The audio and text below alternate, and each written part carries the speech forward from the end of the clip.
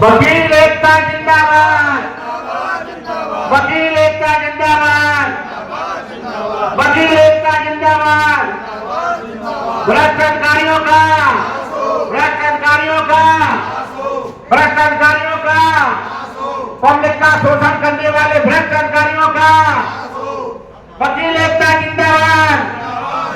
तहसीलदार छाता मुर्दाबाद, तहसीलदार छाता मुर्दाबाद, तहसीलदार एसडीएम का, तहसीलदार एसडीएम का, बेईमान भ्रष्ट अधिकारियों का, बेईमान भ्रष्ट अधिकारियों का।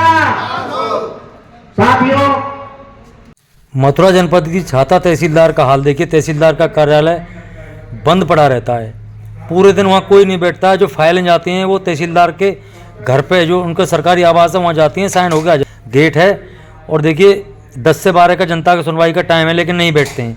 अंदर बिल्कुल बंद पड़ा है। देखिए मैं दिखा सकता हूँ आपको। अभी मैं यहाँ से वापस चलेंगे हम उधर जाके जहाँ धरना चल रहा है। इनके चैम्बर के सामने ही धरना चल रहा है, जो है इनका जो सरकारी ऑफिस है वहाँ। कभी नहीं बैठे मिलेंगे आपको। ये फाइलें जाती हैं, जो अधिवक्ता बता रहे हैं, फाइलों में नोट जाते हैं और वहीं काम हो जाता है। उसके बाद यही हाल उप जिलाधिकारी कार्यालय का है, वो भी नहीं बैठ पाते हैं। किसी किसी दिन वो तो बैठ भी जाते हैं, लेकिन तहसीलदार छाता तो अक्सर बंद रहता है कार्यालय, और फरियादी घूमते रहते हैं, उनको कोई कुछ नहीं मिलता है। यहाँ प्राइवेट कर्मचारी हैं, वो काम कर रहे हैं, वो अपना लगे रहते हैं। जनता आती है। पूरा छाता तहसील में भ्रष्टाचार का आलम व्याप्त है। ये उप जिलाधिकारी छाता का कार्यालय है, ये भी बंद पड़ा है। देखिए यहाँ भी कोई नहीं है, बाहर से कुंडी लगी हुई है, कोई भी नहीं है इधर भी। ये तहसील छाता एक समय था जब राजेंद्र पेंसिया यहाँ उप जिलाधिकारी छाता रहे थे, उस समय यहाँ वास्तव में काम होता था, बहुत अच्छे तरीक़े से काम होता था। लेकिन उसके बाद तो बिल्कुल 0/0 तहसील का स्तर होता जा रहा है और भ्रष्टाचार पूरा व्याप्त है। प्राइवेट कर्मचारियों का बोलबाला है। वकील को ऐसे धरना नहीं दे रहे हैं। बहुत बड़ा रैकेट है यहाँ भ्रष्टाचार का, और ये ऐसे ही रैकेट ऊपर से नीचे तक पूरा व्याप्त है। कोई भी अधिकारी, कोई भी पटवारी, कोई भी कानून को कोई भी समय पे नहीं मिलता, ना कोई काम होता है। ये हकीकत है, ये हमने देखा है वहाँ। अब देखिए ये अधिवक्ता जो यहाँ धरना दे रहे हैं, ये ऐसे ही सुनते हैं क्या कहते हैं। नहीं, धरना प्रदर्शन को आज 5वां दिन चल रहा है। अधिकारियों से कोई वार्ता इस समय नहीं हुई, ना ही अधिकारी आपके पास आए। अधिकारियों के द्वारा कोई सूचना नहीं दी गई, और ना ही धरना प्रदर्शन पर आए हुए उनके चैम्बर के सामने आप धरना दे रहे हैं सभी लोग? जी बिल्कुल, चैम्बर के सामने दे रहे हैं। निश्चित रूप से मानिएगा तो कोई मुलाकात उन्होंने करना मुनासिब नहीं समझा। लड़ाई है, अधिवक्ताओं के सम्मान की लड़ाई है। इसको बिल्कुल अंतिम पायदान पे पहुंचा। जिस बात पे आप धरना दे रहे हैं वो वकील साहब का पर्सनल मामला था कि किसी क्लाइंट का था? ऐसा है कि वकील का पर्सनल मामला तो कोई होता ही नहीं है। वकील पर्सनल मामले तो यहाँ इन अधिकारियों से कहने से बचता है, यदि कोई पर्सनल है भी। वकील तो केवल वादकारियों का पक्ष लेके ही जाता है। बात ये थी कि कोई रेस्टोरेशन एप्लीकेशन थी, कोई आदेश हो गया था एसडीएम कोर्ट में, और वो करीब 1 महीने से उस रेस्टोरेशन एप्लीकेशन को लिए घूम रहे थे। एसडीएम साहब मिल नहीं रहे थे। उनको कैसे भी पता लगा कि इस समय ऊपर बैठे हुए हैं, तो वो अपने वादकारी के साथ ऊपर गए। उन्होंने साहब मेरे ऐसे एक पत्रावली के खिलाफ आदेश हुआ है, मेरा एक प्रार्थना पत्र है, इस प्रार्थना पत्र को कम से कम पत्रावली पे रखने का आदेश तो कर दीजिए। वो तो उपाध्यक्ष जी ने बता दिया। मैं तो ये कहना चाहता हूँ, पूछना चाहता हूँ आपसे कि छाता तहसील में भ्रष्टाचार का कहीं को अंत हो सकता है क्या? नहीं, ये जिस तरह से चल रहा है, असल में क्या है कि छाता की जनता, छाता क्षेत्र की जनता एक भोली जनता है, और कोई भी अधिकारी यहाँ आता है तो केवल एक उद्देश्य, हमें ऐसा लगता है कि एक उद्देश्य बना के आता है कि हमें केवल लूट करके लानी है वहाँ, और खुली लूट यहाँ आम पब्लिक से हो रही है। आम पब्लिक से पैसे लेने के बावजूद चक्कर लगा रहे हैं। यहाँ धरना प्रदर्शन 5 दिन के अंदर अंदर सैकड़ों लोग आ चुके हैं, जिन्होंने अपनी समस्याएं बताई हैं, और ऐसी ऐसी समस्याएं बताई हैं कि जो तत्काल अधिकारियों को कर देनी चाहिए सही। उन समस्याओं का निदान अधिकारी नहीं कर पा रहे।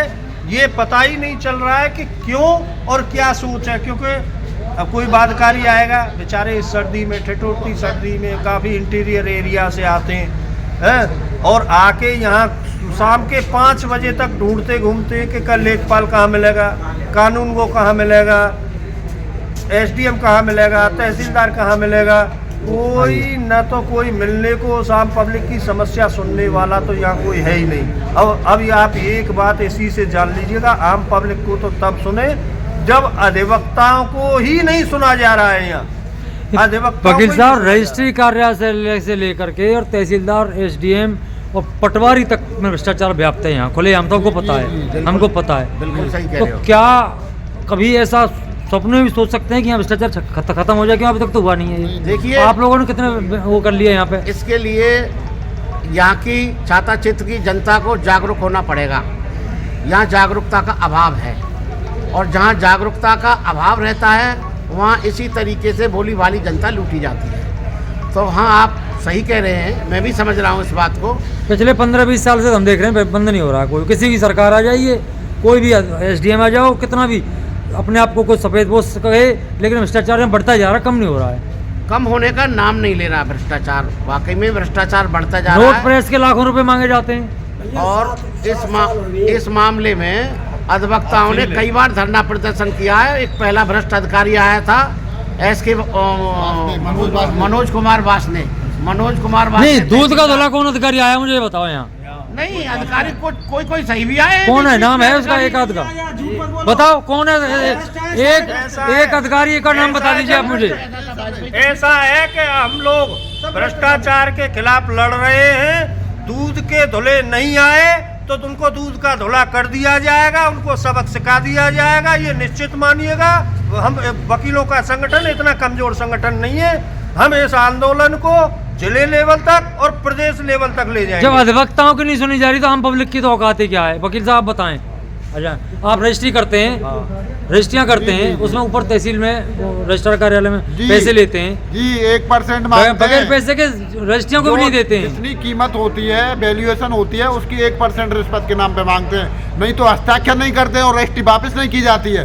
और दाखिला ये का हाल है। और दाखिल खारिज का ये पत्रावली नहीं भेजते हैं जब तक। पहले रजिस्ट्री ऑफिस में दो, फिर आरके ऑफिस में दो, फिर तहसीलदार को दो, फिर कानूनगो को दो, सबको दो, और फिर वहाँ पे दो कंप्यूटर में। इतना बुरा हाल है कि यहाँ पे एक मतलब किसी व्यक्ति के काम करा ले जाए तो ये समझ लो गंगा जी नहा गया वो। तो क्या यहाँ ऊपर के अधिकारियों को मालूम नहीं इस चीज की? सब देखिएगा, मुझे तो ऐसा लग रहा है कि अधिकारी इस समय शासन की नीतियों में पलीता लगाने में लगे हुए हैं। अब कभी कभी तो दिमाग में ये आता है, वैसे देखना है, सुनते हैं मीडिया ही तुम्हारा बहुत ज़्यादा हल्ला मचाता है कि साहब लॉ एंड ऑर्डर जो है योगी राज में लॉ एंड ऑर्डर बहुत ही सही कर दिया है। मुझे तो ऐसा लगता है कि शासन की नीति शायद ऐसी ना हो जो ये अधिकारी यहाँ कर रहे हैं, इसीलिए अधिकारी ये कर रहे हैं। अदरवाइज स्वयं योगी जी को संज्ञान लेना चाहिए। यदि उनका प्रशासनिक मशीनरी भ्रष्ट है तो ये माना जाएगा कि इस देश का शासन भी भ्रष्ट है। इस सरकार को तो ये ब्यूरोक्रेट यही चलाते हैं, ये नहीं अधिकारी ब्यूरोक्रेट चलाते नहीं है। ब्यूरोक्रेट का काम है क्रियान्वयन करने का, प्रशासन अपना सही काम नहीं कर रहा है। परंतु ब्यूरोक्रेट क्या है? ब्यूरोक्रेट अब ऐसा लग रहा है कि इसको चला ही ब्यूरोक्रेट रहे हैं, शासन नाम की कोई चीज नहीं रही है।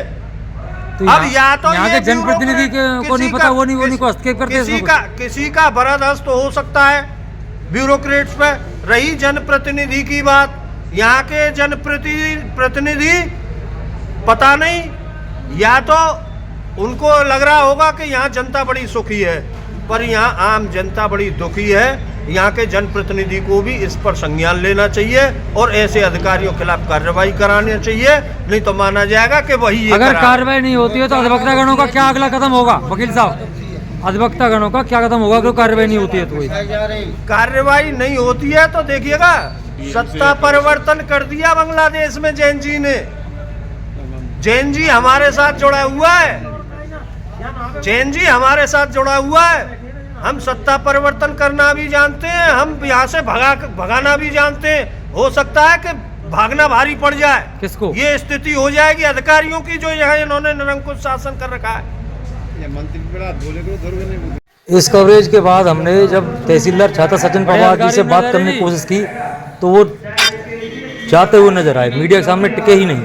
हमने उनको बोला सर आपके खिलाफ धरना चल रहा है, अगर ऐसी कोई बात है तो आप बताइए, अपना पक्ष रखिए। उन्होंने कह दिया मैं कोई पक्ष नहीं रखूँगा, ना मैं बताऊँगा आपको, ना मैं बता सकता हूँ। हमने कई बार प्रयास किया लेकिन वो जाते हुए नजर आए और वो नहीं रुके। देखिए